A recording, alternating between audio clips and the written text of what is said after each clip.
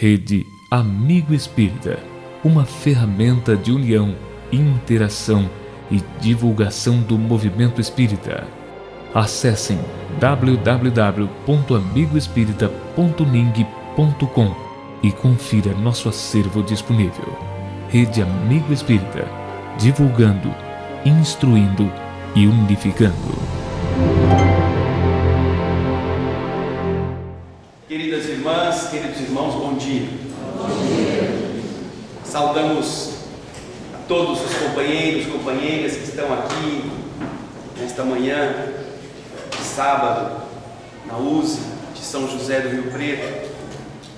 Saudamos também todos os nossos queridos irmãos e irmãs que estão através do blog Amigo Espírita, através da Rede Visão, através da TV Alvorada Espírita, assistindo em suas casas, em todos os lugares do Brasil e do mundo, conectados nesse momento, a esse nosso encontro, em que poderemos compartilhar alguns ensinamentos, algumas lições que ainda não aprendemos, dentre as muitas que não aprendemos, e que poderão fazer de nós criaturas menos despreparadas para os desafios que a Terra está enfrentando e que vai enfrentar gradualmente mais acentuado neste período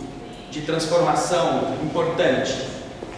Encontramos no Livro dos Espíritos referências à fase, nas leis da terceira parte do Livro dos Espíritos, na lei de destruição, falando que é necessária a destruição.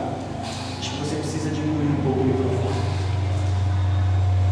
A destruição como algo que muitos veem nocivo, porque parece acabar com aquilo que nos dá prazer, com as coisas boas da vida, com nossas riquezas, nosso patrimônio, mas que é vista pelos Espíritos como algo importante para fazer com que se progrida em pouco tempo, em algumas décadas, em alguns séculos, se possa caminhar aquilo que levaria talvez milênios para ser atingido.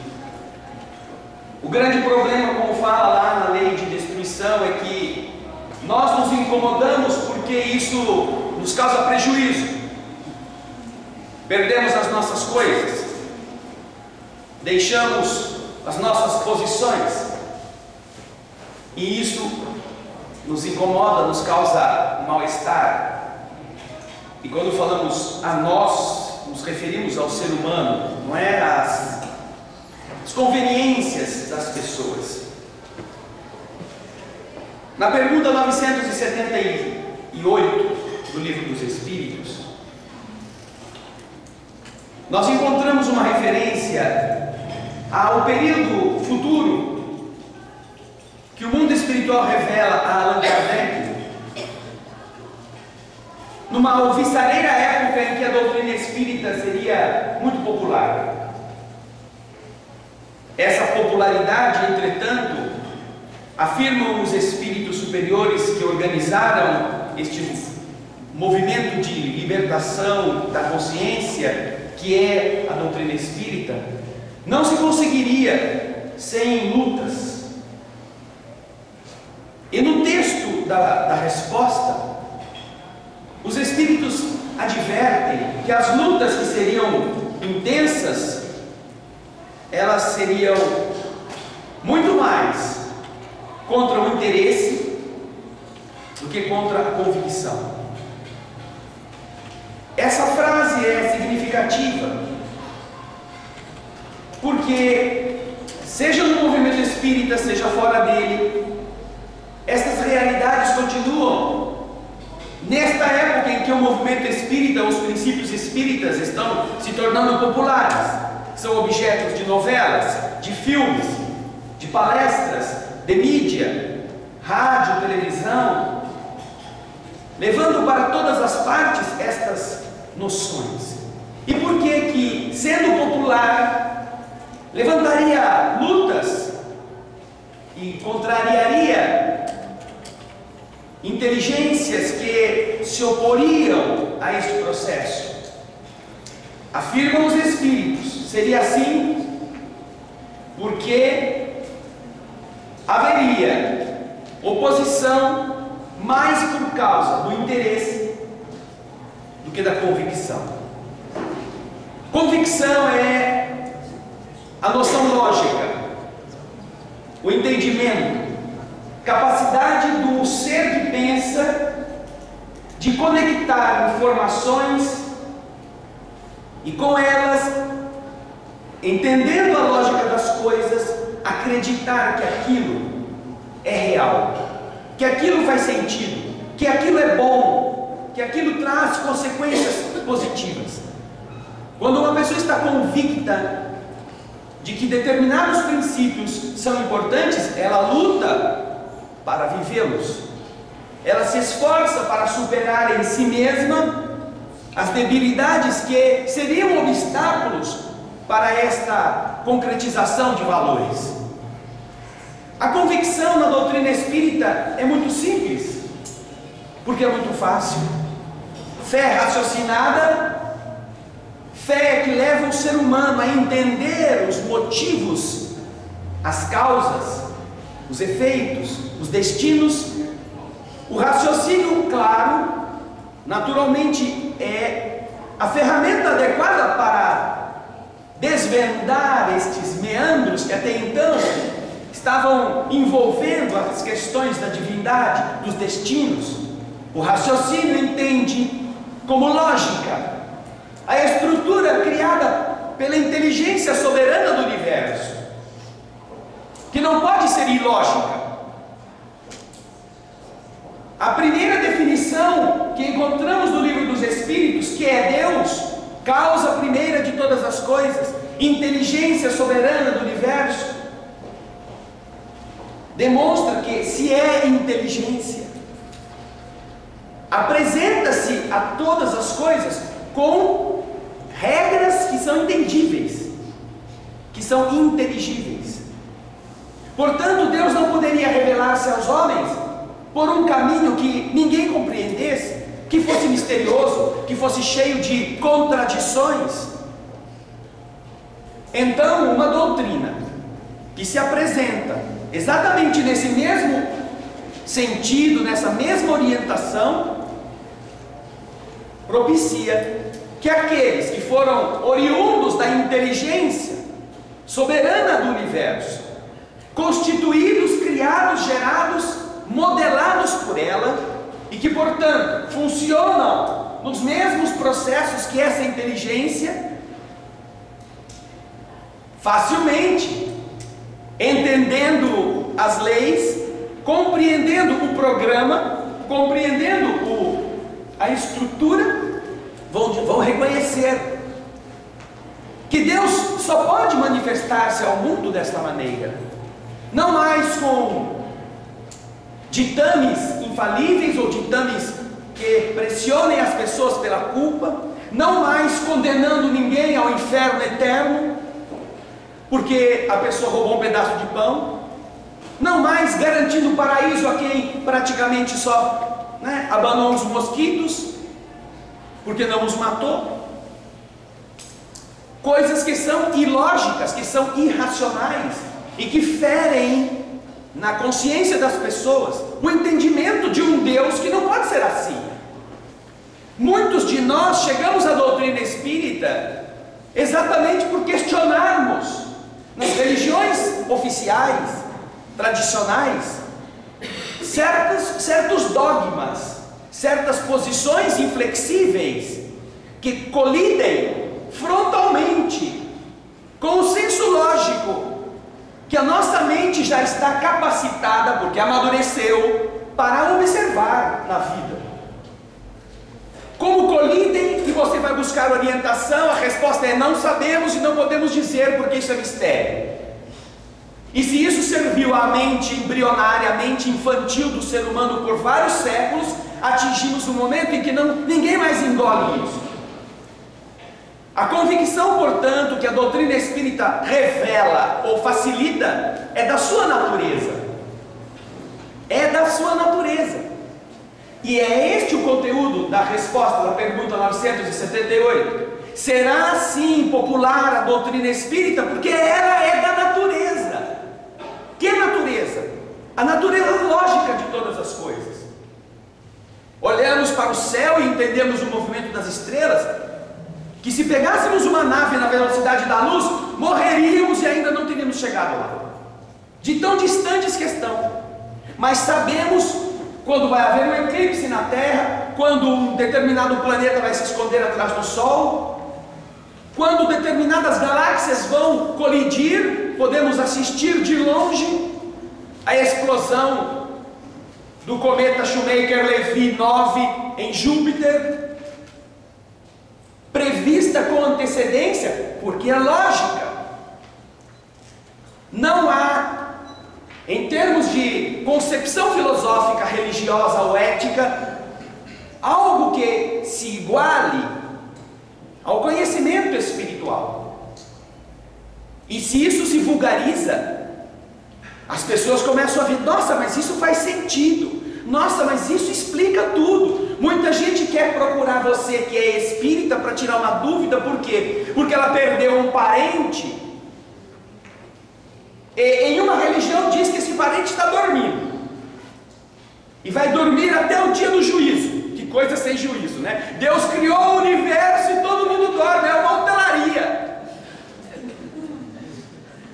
Vive 15 minutos e dorme o resto da existência. Então essa pessoa fica: será que ele está dormindo?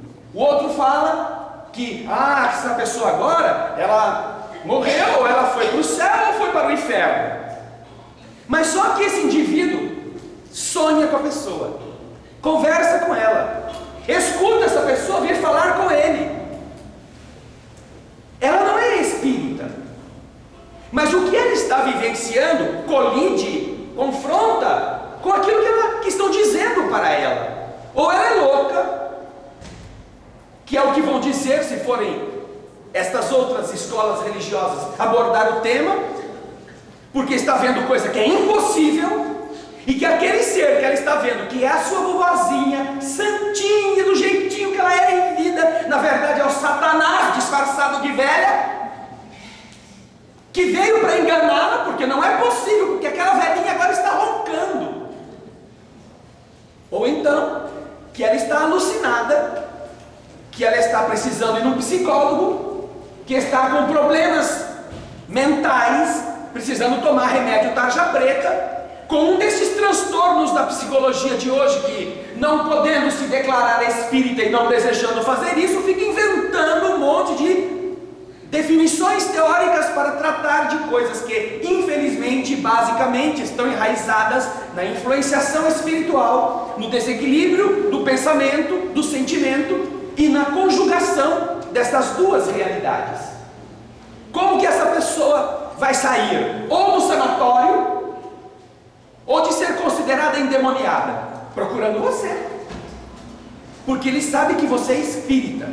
E no fundo ele sabe que aquela velhinha que ele está vendo, que ele está ouvindo, não tem nada de Satanás. Porque ele não apenas está vendo, ele está sentindo essa pessoa. E aí, o que acontece? Você diz para ela: olha, minha filha, eu sei que você não é espírita, eu sei que você não acredita nestas coisas, mas olha, nós aprendemos que a diferença entre a vida no corpo e a vida fora do corpo é apenas o corpo, que a vida continua existindo, e que esta pessoa que você diz que está vendo, que está ouvindo, de verdade é aquela velhinha, aquela que foi sua avó. Você não sente o carinho por ela? Sente. Ela não sorri para você? Sorri. Ela não te abraça? Te abraça. Por acaso, quando isso acontece, você sente algum cheirinho de enxofre? Um cheirinho assim, meio de água podre? Não, eu sinto ainda aquele perfuminho de palmolive que minha avó gostava de usar. aquelas essências que vovó gosta, né? De antigamente, talquinho. Poxa, mas que demônio criativo esse, não? Se disfarça de velhinha, passa talquinho ou sabonete, palmolive para no odor disfarçar. Para quê? O que ele fala? O que ela fala para você? Fala para você matar o vizinho da esquina, que ele é um desgraçado? Não. Fala para você trair a sua mulher, porque a sua mulher não presta? Não. Ela fala para mim ter paciência. Fala para mim amar o meu irmão, meu semelhante, para eu ajudar a minha esposa. Poxa, mas que esquisito esse diabo, não é verdade? Além de tudo é bom. O safado ainda está fazendo o serviço daquele que ele está combatendo. Mas para quê? Você já pensou nisso? Não é lógico. Quem é mal fazer o bem? Então, essa pessoa vai ficar pensando, é verdade, né? Então você acha que eu não estou louca? Claro que não. Sabe por quê? Porque na casa espírita, isso é arroz com feijão. Todo dia você tem gente que está passando por essa situação. Então não sou só eu? Não. Se você precisasse pôr no sanatório todo mundo que passa por que você passa, era preciso fazer um muro em volta da cidade inteira e dizer, aqui estão os loucos. Porque todo mundo sonha com alguém que morreu, sente a presença de alguém que já partiu. Todo mundo está envolvido com estas realidades. Nossa, mas que alívio. Então quer dizer que eu não vou para o buracão? Não vai para o buracão. E quer dizer que quem está no buracão não vem me buscar também? Não vem te buscar. Ai, que bom. Olha, você tirou um peso de cima de mim. Claro que tirou. Porque ela estava ainda presa àquilo que era ilógico. E que aqueles que deveriam estar esclarecendo esta pessoa estão mais do que fazendo explorá-la, mantendo-a na ignorância para tirar alguma coisa dela e para fazê-la temer algo que ela não entende. Mas que Deus cruel é este, que tantas e tantas religiões utilizam para chegar no bolso dos seus fiéis? Um Deus que massacra, um Deus que humilha, um Deus que faz a culpa ser o instrumento da tortura. Como pode amar os seus filhos? Você que é pai, você que é mãe, e seu filho cometeu um delito, não importa de que tipo, moral, material, criminal, você sabe que ele está sofrendo por isso. E toda vez que você encontra com ele, você vai dizer para ele, olha, mas você é um safado. Não, você não vai esquecer que você fez tal coisa, tal coisa, tal coisa. E passa um mês e encontra com o filho, mas você lembra? Você lembra do que você fez? Olha lá, que pai e mãe são esses que amam e que fazem isso? Nenhum. Você aprendeu, meu filho? Aprendi. Tá bom. Se arrependeu? Me arrependi. Ótimo. Vamos para frente. Os homens e mulheres que amam seus filhos entendem suas fraquezas. Como pode ser Deus diferente, um despótico Senhor, torturador, com o chicote do medo, com o tridente do remorso, para fazer as pessoas abrirem os bolsos e as sacolas? Por isso que a doutrina espírita vai ser popular, como tem se tornado, no conhecimento, no entendimento de certos princípios. Mas aí vai chegar o problema. Os problemas que a doutrina espírita vai enfrentar, como está enfrentando até dentro dos centros espíritas, é exatamente aquele que a pergunta 978 já antecipava 152 anos atrás. As lutas da doutrina espírita serão muito mais contra o interesse do que contra a convicção. Porque a convicção é muito fácil, ela é da natureza lógica das coisas, mas o interesse, este interesse é uma coisa séria. Este interesse faz a gente ter que diminuir lucros, faz a gente ter que respeitar as pessoas nos direitos dela, faz a gente ter que tratar com correção os nossos funcionários, ou como funcionários a gente ser correto com nossos patrões, faz a gente trabalhar até o limite das forças. Mas quem quer isso? Não é interessante? Eu quero uma religião que eu vou lá uma vez por semana, ela me dá absolvição e eu volto para casa feliz. E continuo sendo igual. Eu não quero uma religião que me cobre ou que diga para mim ou que me faça entender que eu serei fruto do que eu fizer. Eu não quero isso. Eu quero ganhar o paraíso fácil. Eu quero ser considerado como eleito porque assisti 2 reuniões por semana no centro espírita. Falava com os 3, 4 espíritos nas reuniões mediúnicas. Ai, graças a Deus, fiz a minha obrigação. O interesse contrariado levanta inimigos, mesmo no cristianismo. Alguns se fantasiam de espíritas ou de cristãos exatamente para arrumarem um jeito de fraudar, arrumarem um jeito de dar uma acertada nas coisas. E isso tem muito a ver com o teor do nosso encontro hoje. Negócios, não é? Negócios. Vamos fazer de conta que o tema hoje fosse assim: fique rico em 3 lições. Uma de manhã, outra tarde e outra à noite. Venha no seminário. Ia faltar espaço, não é verdade? Resolva os seus problemas. Em Campinas, eu sei que aqui não tem essas coisas, mas em Campinas tem. Nos postes da rua tem lá. É uma coisa assim, vidente espírita. Tudo que você quer saber. E o telefone 3253, e eu não vou dizer o resto, porque senão vai ter gente ligando lá.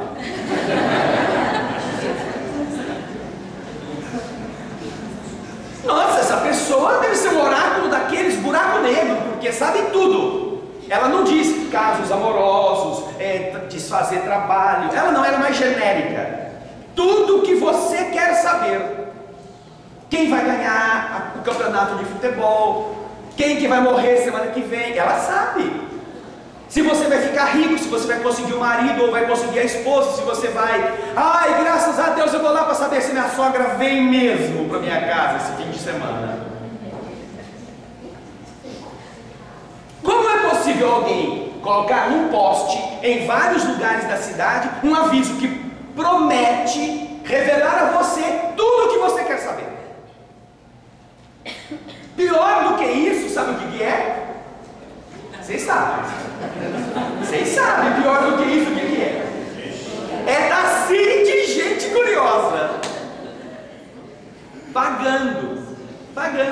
Quem sabe essa é uma boa dica para a AD. Conseguir mais adeptos.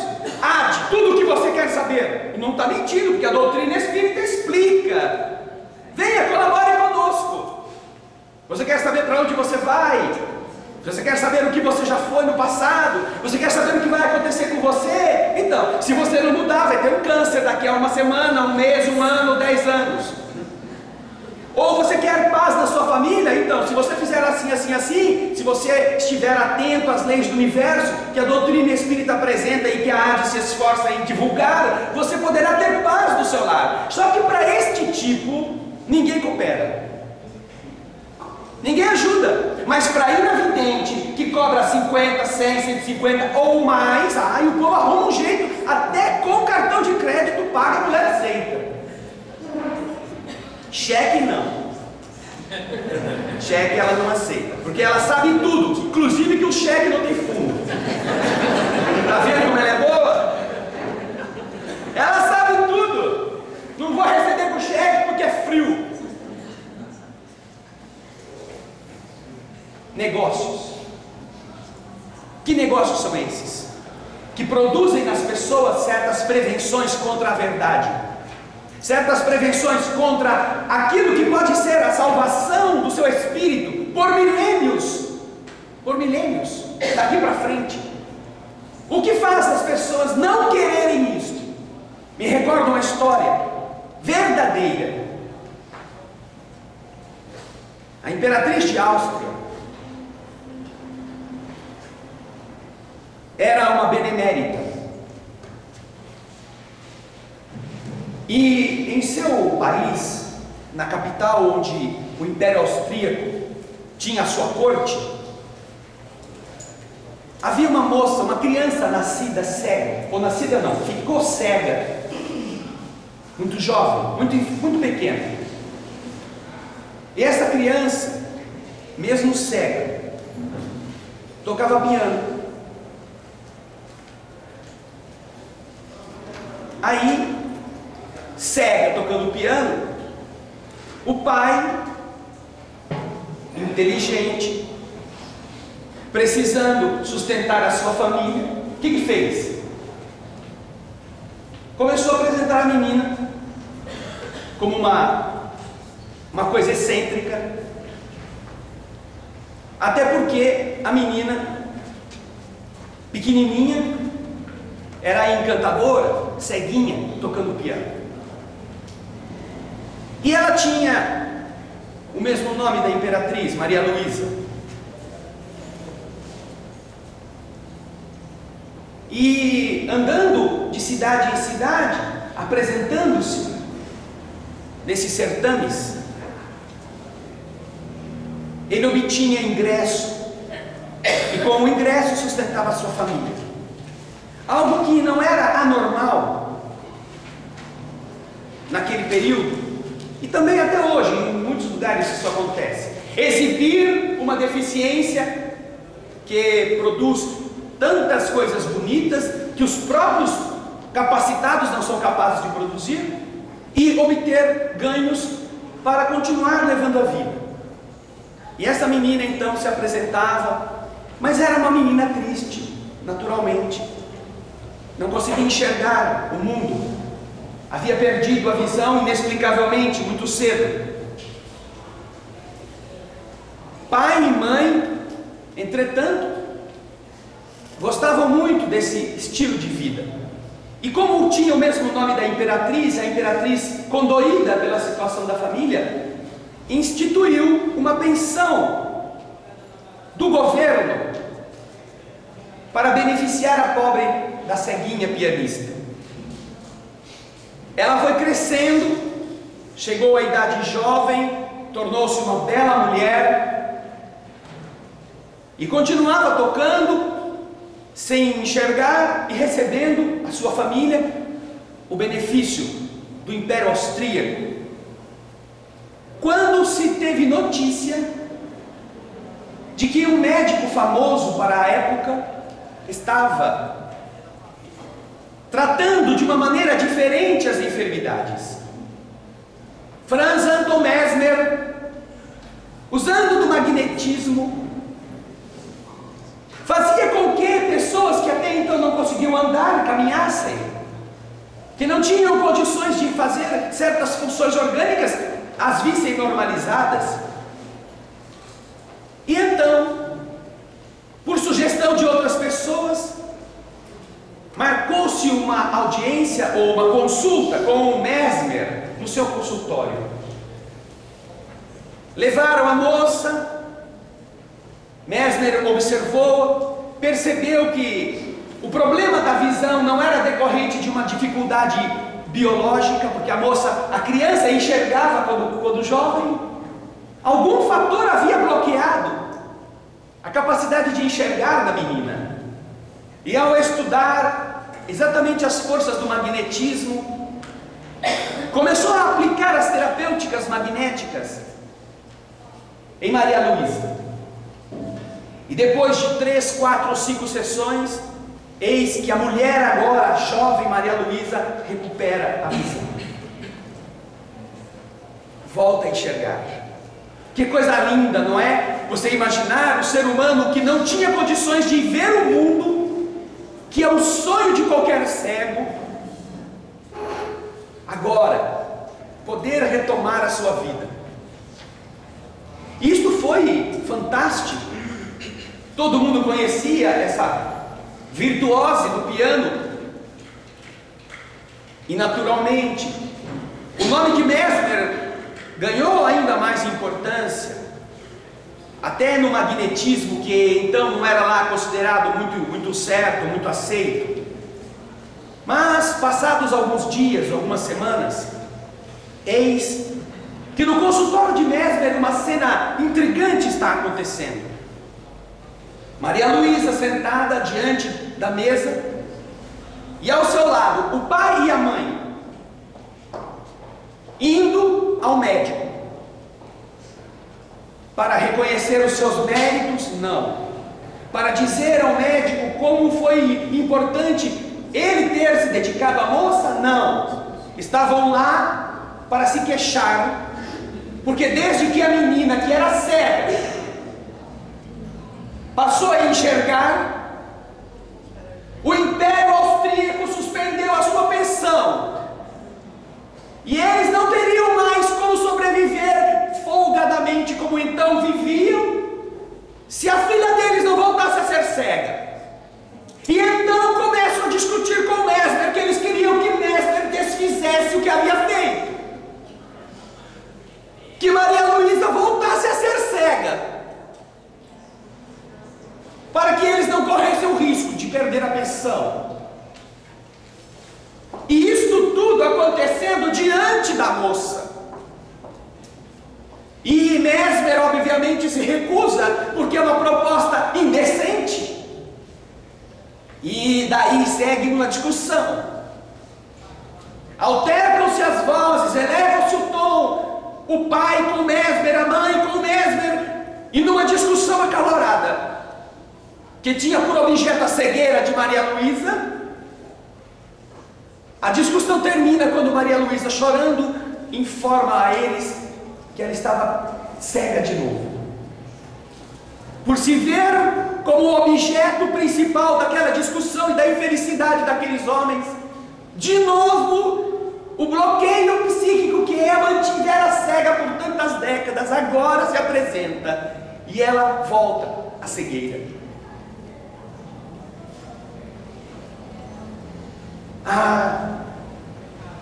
Não sabemos se isso é digno de riso ou de choro, mas sabemos que isso é digno do ser humano, imperfeito e miserável. Negócios. Gostamos de negócios, fazemos negócios, lutamos por coisas. Quando é conveniente, defendemos. Quando aquilo nos causa prejuízo, isso não é bom, isso não está dentro dos meus objetivos, isso me ameaça, e o que me ameaça eu combato. Esse é o raciocínio que o mundo utilitarista tem impingido às pessoas. O que te ameaça e combata. E essa ameaça não é uma ameaça de tirar a sua vida, não, é de diminuir o seu rendimento, o seu capital. Por isso é que Jesus foi assassinado.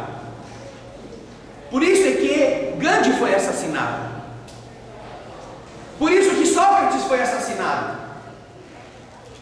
E por isso que todas as pessoas que estão no mundo lutando por outros valores, que vulneram, que atuam no sentido contrário ao interesse, ou elas são assassinadas, ou agora que não está mais na moda matar assim cara a cara, elas são isoladas, elas são caluniadas, elas são denegridas, elas são humilhadas, elas se tornam um objeto de escárnio pelas pessoas que dirigem as opiniões dos outros. Porque o que está buscando, o meio que organiza a mente dos que se permitem levar pelas opiniões, é exatamente colocar essas pessoas no mesmo patamar lixo, que eles acham que todos devem estar para continuarem sendo domesticados. E quando alguém se levanta e diz, não é assim, não é deste jeito, é melhor de outra forma, esta pessoa é uma ameaça.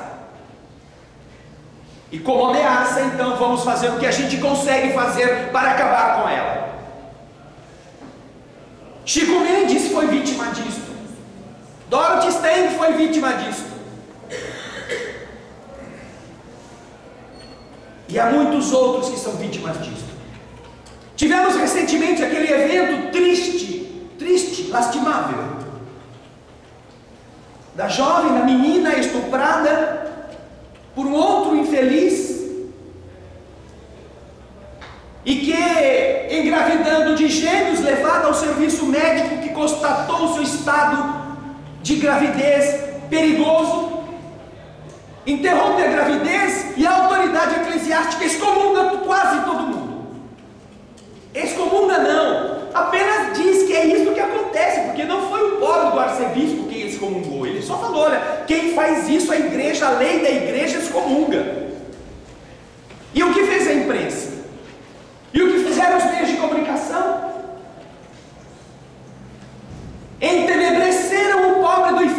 rapaz que tem uma perturbação mental, uma perturbação psíquica, que pode ter sido causada pelos próprios homens que o criaram, que pode ter sido estimulada pela própria televisão, que não se cansa de propagar o nudismo, de propagar as obscenidades, e que dentro das casas das pessoas, elas recebem isso como alimento dos seus espíritos, e ficam ali, lúdicas, sonhando com situações e sensações que não conseguem controlar, como boa parte das pessoas normais já desenvolveu este controle. O mesmo grupo que depois fala que o rapaz é um alucinado, é um monstro, provavelmente tem uma raiz, tem uma parcela de responsabilidade na monstruosidade desse moço. Por que um jovem de 23 anos mantém relações sexuais com uma menina de 9 nessa ocasião, mas que desde antes já vinha sendo abusada? Será que estes que programam os nossos eventos televisivos não têm uma responsabilidade? Quando ligamos a televisão em qualquer canal, vamos ver as coisas mais banais sendo vendidas pela pouca roupa, pelos excessos da sensualidade. O que mostra o carnaval, que todo mundo acha lindo, a não ser gente despida.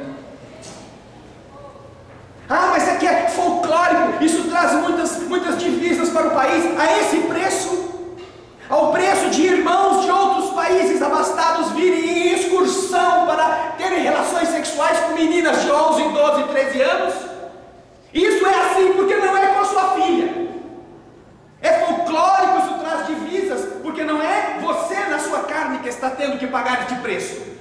São crianças famintas, que para sustentar seus irmãos e suas famílias se prostituem nas orlas turísticas, deixando as favelas distantes para venderem a pouca coisa que possuem. Como podemos dizer que esse moço é um monstro, se nós adoramos um filminho de terror? Nós, quando falamos nós, o ser humano, mas ninguém se levanta para dizer: esse moço precisa de ajuda. Muitos vão dizer: tem que matar esse animal. Mas eu não ouvi ninguém dizer: esse infeliz precisa de tratamento. Somos um país cristão, pelo menos na teoria.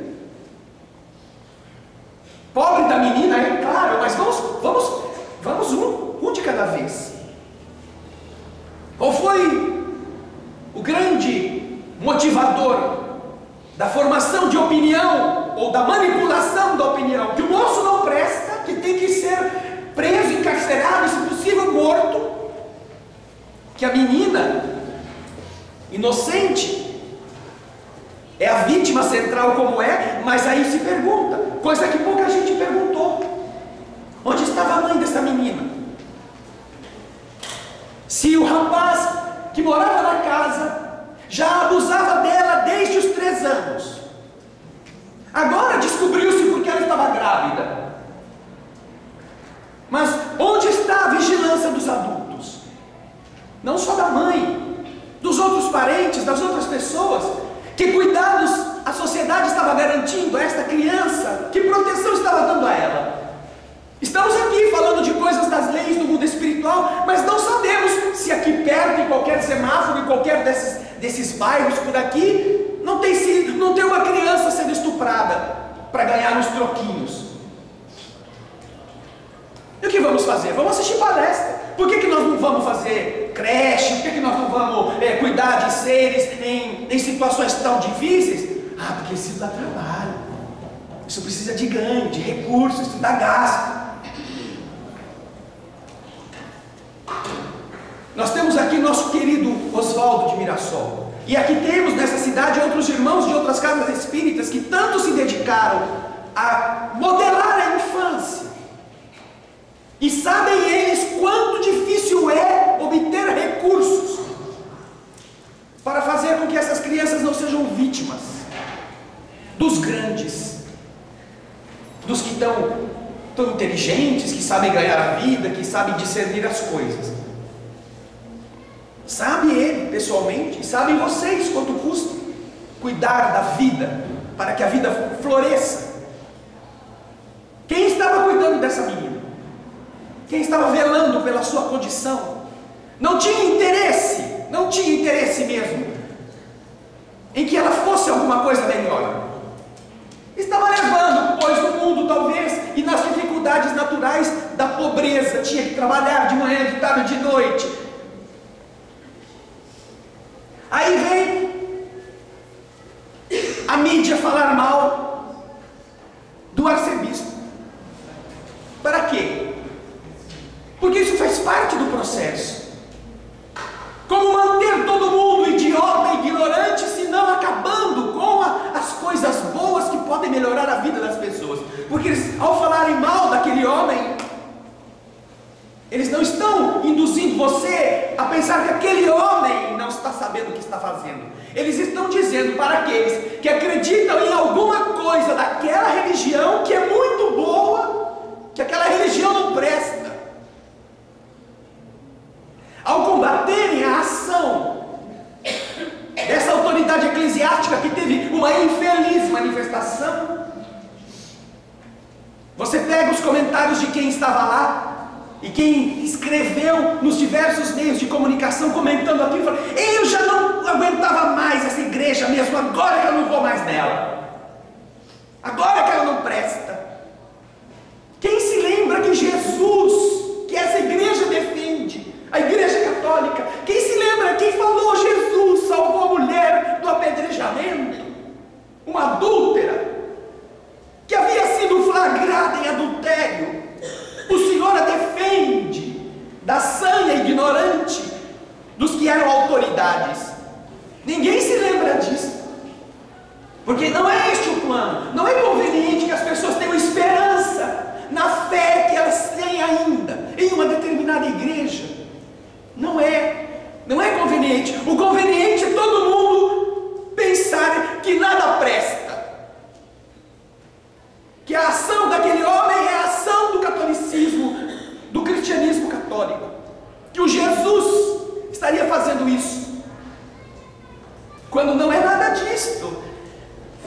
Esta autoridade equivocada menciona o ranço das leis canônicas, que não foram inventadas por Jesus, foram criadas por uma estrutura hierárquica de uma religião que se organizou deste modo, cujos efeitos correspondem àquilo que ele disse que acontece. Quem pratica o aborto ou quem ajuda o aborto está fora da coletividade, não pode fazer parte,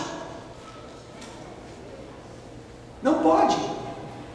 Ele só teve o trabalho de dizer isso, e então todo mundo viu: o padre excomungou, os médicos, a menina, só não excomungou a pobre da menina, mas os médicos, o moço, ou talvez até as crianças que foram postas para fora, para ridicularizar o homem e atingir a fé, fazer que aqueles que ainda acreditam em Jesus por um caminho religioso como este, e que estavam talvez em dúvida, aí se decepcionem, aí percam as esperanças, e aí digam assim mesmo: isso não presta, o homem não tem jeito, o mundo está perdido, ninguém vale nada.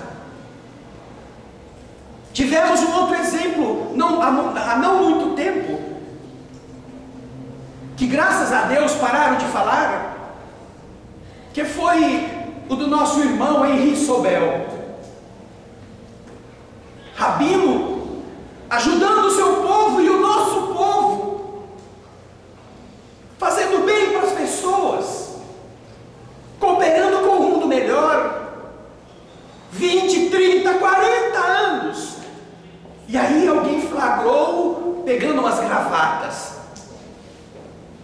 e fizeram disso o fim da sua vida. Ninguém disse se é porque ele estava doente, se é porque ele teve um problema de esclerose, de falta de irrigação. Depois tentaram fazer, mas primeiro incendeiam a pessoa,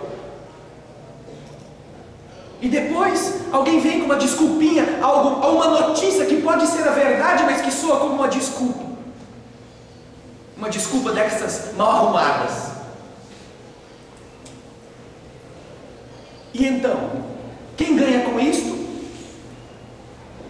Quando, puxa, eu acreditava tanto neste homem, olha o que ele fez, que pouca vergonha.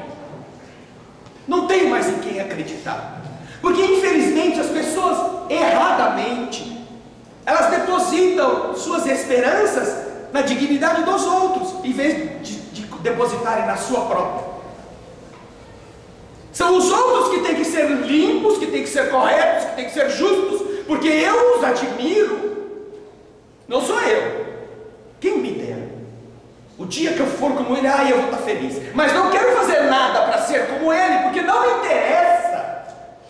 O que eu faço então? Apareceu alguém que parece muito honesto, eu aplaudo, eu falo bem desse homem, eu o admiro, mas eu não quero ser como ele. Sabe qual seria a desgraça do movimento cristão na terra? Sabe qual seria? Que Jesus voltasse. Que Jesus aparecesse no mundo de novo. Eu queria ver quem é o cristão que ia renunciar a si mesmo para ir com ele. Interesse, negócios, que desde o seu tempo Jesus já menciona. O Senhor convida todos os seus súditos para o casamento do seu filho. A veste nupcial, parábola das bodas. Só que quando chega o dia das bodas, do casamento, não aparece ninguém. Por quê? Aí então o rei manda chamar as pessoas e vão chegar lá. Um dos caras tinha ido para a praia, outro tinha ido cuidar do seu negócio, outro tinha ido para a sua casa no campo. Interesses. Aí ele volta a insistir para chamar os convidados e os seus enviados são assassinados. Olha só. Pô, me dá sossego, cara. Eu já falei que eu estou cuidando da minha vida. Não, o rei está chamando para o casamento do filho dele. Vem aqui que eu vou te dar uma facada. E matam os enviados do rei. É coisa de gente maluca, não é? Então, Jesus fala sobre isso. Ameaça o interesse. Para você ver que bicho o ser humano ainda no qual se transforma, por estar com medo de perder as coisas. Tivemos essa situação então. O menino, o jovem, errado, equivocado, produziu um prejuízo terrível. Qual era o objetivo? O que se devia fazer com ele? Mata o moço. E aí vem a parte final da conclusão. A equipe médica que salvou a vida da menina fazendo o aborto. Olha que coisa linda. Olha como a inversão das notícias e a inversão dos interesses fazem as pessoas lerem a notícia.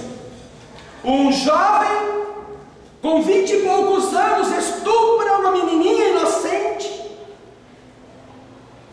que é levada ao médico e os médicos a salvam, fazendo o aborto. E a igreja excomunga todo mundo. Não presta o moço, não presta a igreja e presta o aborto. Até quando nós vamos escutar estas coisas pacificamente, placidamente, achar que esta é a verdade? Interesse? Porque nos é conveniente? Porque estão plantando dentro de nós que nós devemos ser a favor do aborto? Porque estão para aprová-lo, estão lutando lá em cima para aprovar este delito? E então fazem dessa notícia um cavalo de batalha para dizer: vocês viram como foi heróica a equipe médica? Óbvio, é verdade, foram dignos daquilo que estavam defendendo a vida. Mas nem o moço é um monstro, precisa ser educado ainda aqui na cadeia. Nem o sacerdote representa a igreja e Jesus naquilo que ele falou. E se alguém merecesse crítica e merecesse reforma, são estes cânones religiosos da hierarquia eclesiástica que estão ainda lá para o tempo medieval.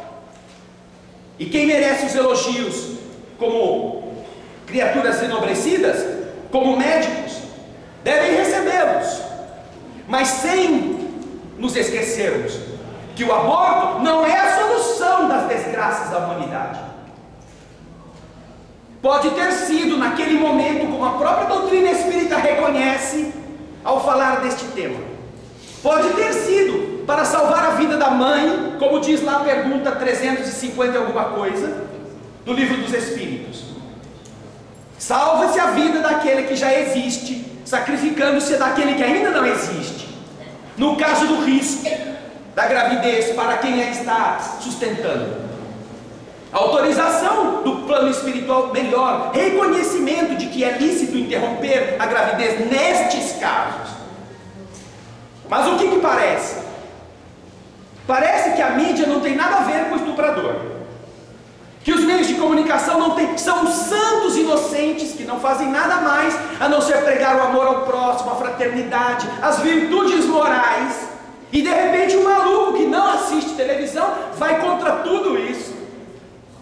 Ah, se fosse assim, que dádiva, que dádiva.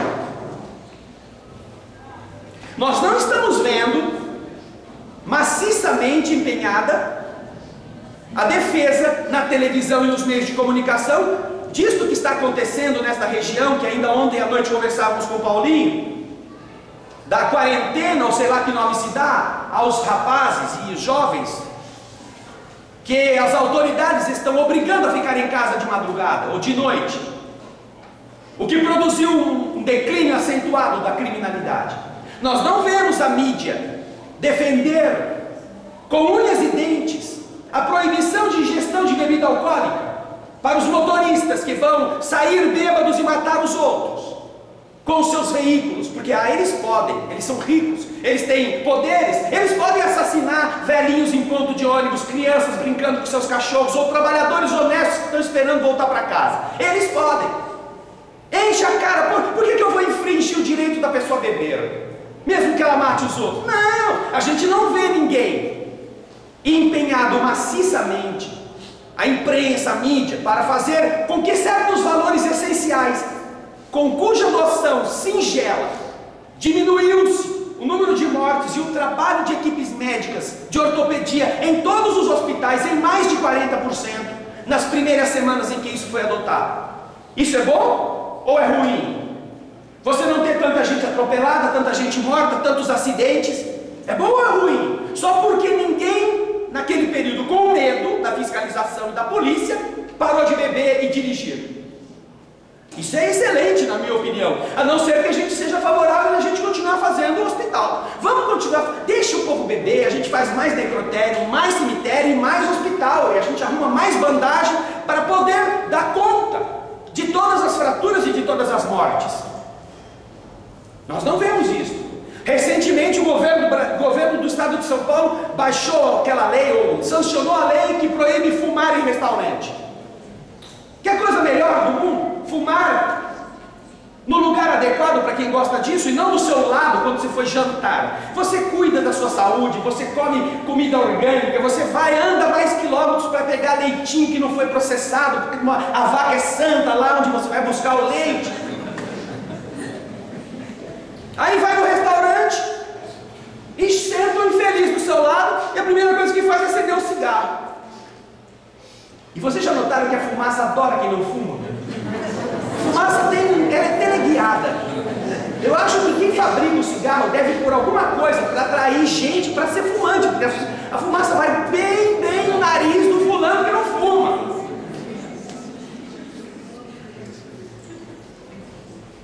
Aliás, eu costumo dizer, é engraçado quem gosta de fumar, não é?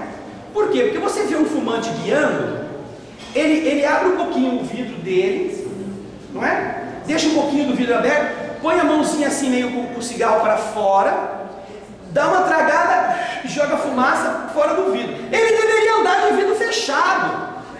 Fumar lá dentro é melhor. O maior prazer do fumante não é a fumaça? Então, fica dentro do carro com uma neblina, para onde ele vai e já está lá um cigarro aceso.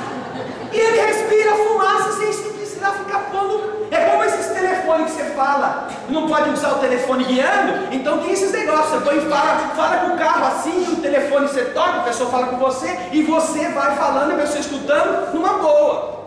É como isso, você fuma dentro do carro com tudo fechado, fica aquela neblina assim, aquela coisa gostosa, e você anda pela cidade, viaja com 3 cigarro, você dá conta, não precisa gastar um maço, você fica reciclando aquela fumaça o tempo todo.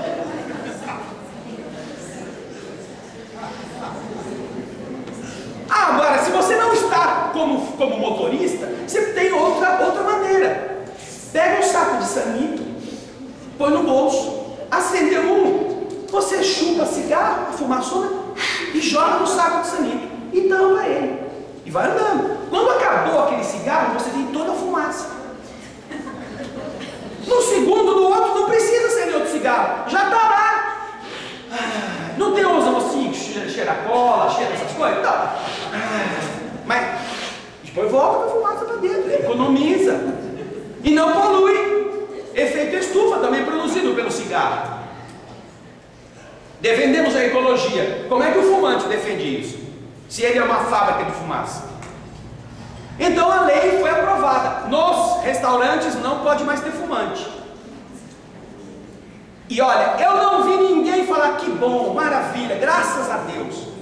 Eu vi a Associação de Bares e Restaurantes entrar com uma medida judicial no Supremo Tribunal Federal para ver se barrava a lei. Porque os donos de restaurantes não querem contrariar os seus clientes fumantes, dizendo: olha, o senhor não pode fumar aqui dentro. Então eu vou para outro lugar. Então claro. E se todos os donos de restaurantes não aceitarem fumantes, o cara vai ter que ele montar um restaurante só para fumante. E ainda assim não vai poder funcionar porque está proibido. Veja só que coisa interessante. Então vai fumar na praça. Na praça pode, vai fumar ao ar livre. Não comprometa a vida dos outros. Mas é muito gostoso você exercer o seu direito com os outros pagando a conta.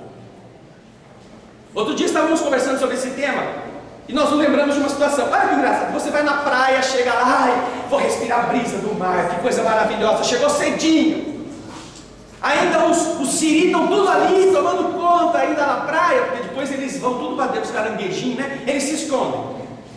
Mas você foi o primeiro, botou o seu guarda-sol, sua esteirinha, sua cadeira, e falou: agora eu vou ficar aqui, desfrutando da brisa do mar, a maresia, esse ventinho generoso. Meia hora depois chega um infeliz e na praia inteira escolhe ele sentado do seu lado, porque carentão, assim, gosta de companhia, ou tem medo de ficar muito sozinho, resolve sentar lá, e a primeira coisa depois que ele sentou, que ele faz, é puxar o cigarrão. E como a fumaça tem aquele problema, teleguiada, você que está sentado ali do lado, começa a fumar por tabela. Cada baforada que o nego joga, e ele joga, vocês já notaram que os fumantes jogam a fumaça longe deles?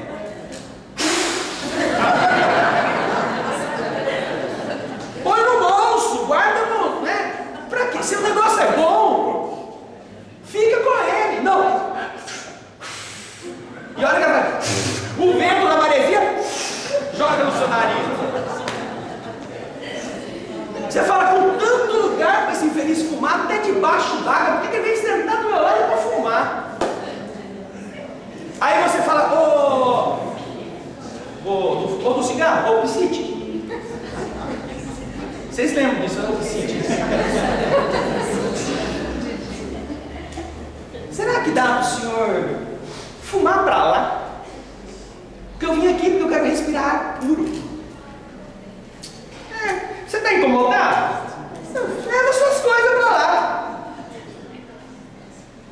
O que é isso? Egolatria. As pessoas viciadas geralmente são ególatras. Só pensam nelas. E quando todo mundo se aparta delas, porque ninguém mais as aguenta, quando ela expulsa todo mundo das suas proximidades, ela ainda diz: está vendo? Todo mundo me abandonou, ninguém me ajudou. A mulher aguentou o infeliz bêbado, vomitando e batendo nela 10 anos. Os filhos foram criados na violência, na agressividade, mais 10 anos. Aí chega um dia: olha, a gente não aguenta mais, cada um foi para um lado e ele ficou sozinho. Aí fala: coitadinho de mim, ninguém para me ajudar, todo mundo me abandona. Ou foi você que abandonou todo mundo, que queria ser feliz com você e te deu 10 anos de chance para isso, e você não quis. Então o indivíduo que tem essas fragilidades geralmente é ególatra, só pensa nele. Vai falar isso para você: muda de lugar, você não está incomodado? Aí eu tenho uma tática. Vocês têm caderninho aí, né? Anota. Aí você pega, tá, é assim, tá bom. Pega uma pazinha de areia, faz de conta que você vai fazer morrinho de areia. Vai assim, como quem caminha, vê por onde vem vindo o vento. E fica numa posição estratégica para o vento ser teu ajudante. Como ele estava ajudando a fumaça a chegar em você, ele vai ajudar você também agora. Aí você vai fazer um castelinho de areia. Você senta assim na areia, pega aquela pazinha de criança e começa, ai, que castelinho lindo. Tchum, joga areia para cima e o vento joga areia no cara. E ele começa a ficar empastelado com a areia. Aí o que ele vai fazer? Aí ele vai levantar e falar, ô meu, você não quer parar de jogar areia em mim? Eu falo, não, não estou jogando para cima. É o vento que está, reclama com o vento, muda de lugar você. Por que ele se incomoda quando você joga a areia para o alto, mas ele não se incomoda quando ele joga a fumaça para o alto? Por quê? Porque ele é um egoísta. O interesse dele não é este. O interesse dele é ser fumante, atrapalhar a vida de todo mundo e desfrutar da beleza da natureza que ele está ajudando a destruir, porque vai jogar bituca na areia, como está cheio de areia, cheio de bituca quando você vai na praia. Então, é claro que nós não vamos fazer isso se o cara que está ali for no guarda-roupa. Você olha a musculatura dele primeiro, vê se compensa o desafio, ou não é mais sábio você pegar as suas tralinhas e ir mais para frente, que às vezes compensa. Não queremos que vão dizer que num seminário espírita o cara foi dizer para eu criar encrenca com quem fuma. Não estamos dizendo isso, mas é uma teoria para você entender, para você ver como são as pessoas. Interesse. Ela tem interesse, mas ela não tem interesse que você a fustigue. Essas realidades, portanto, fazendo parte do nosso processo, fazem a gente acabar entendendo totalmente ao revés as coisas que deveriam ser muito claras, que não deveriam ser assim. A sociedade tem uma responsabilidade com esse moço que estuprou a menina, porque não está sabendo defender valores adequados. Não está sabendo colocar dentro da casa das pessoas, em determinados horários adequados, uma mensagem edificante. Não está defendendo os esforços que alguns políticos, alguns representantes do povo estão tentando fazer para beneficiar as pessoas. Não. Parece que tem que defender o que é errado, o que não presta, aquilo que produz malefícios. E todo mundo reclama disso depois. Mas todo mundo assiste televisão. Todo mundo fala das coisas que estão acontecendo e, ai, você viu o que aconteceu na novela A, B, C, D? Por quê? Porque enquanto nós estivermos neste patamar de entendimento das coisas, nós vamos preferir a novela do que a consciência. Negócios.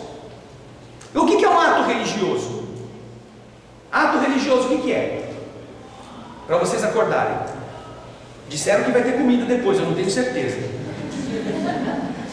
Mas há esperança. Nós já estamos mais ou menos no horário do coffee break, não é isso? Antes da gente ir para o coffee break, o que é o ato religioso? Quem tem uma ideia? Vamos, vocês têm que sair na televisão, blog Amigo Espírita, Rede Visão, TV Alvorada Espírita, está esperando a opinião de vocês. O que é o ato religioso?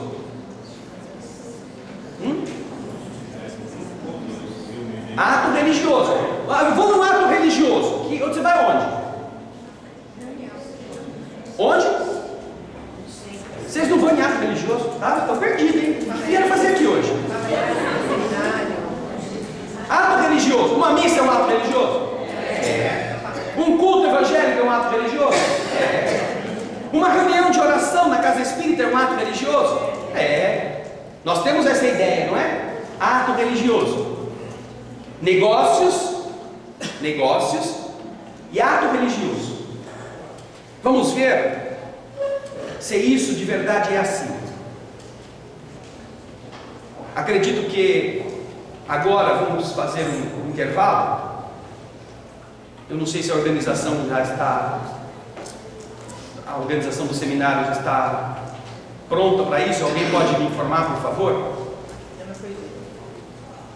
Porque nós vamos trabalhar com este tema depois. Vê como vives.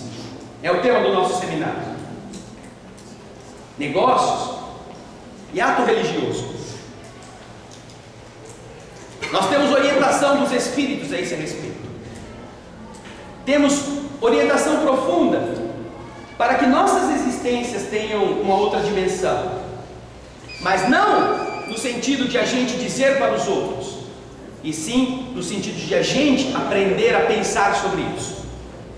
Então agora nós pedimos às pessoas que estão nos assistindo na internet que possam fazer também uma pausa para um café, para uma água, para você ligar e falar: olha gente, está tendo um seminário lá em São José do Rio Preto, liga lá no blog Amigo Espírita, para você participar, para você assistir. Daqui a pouquinho, depois de um breve intervalo, nós vamos falar sobre negócios e ato religioso, tá bem? Vamos lá. Rede Amigo Espírita, uma ferramenta de união, interação e divulgação do movimento espírita. Acessem www.amigoespírita.ning.com e confira nosso acervo disponível. Rede Amigo Espírita, divulgando, instruindo e unificando.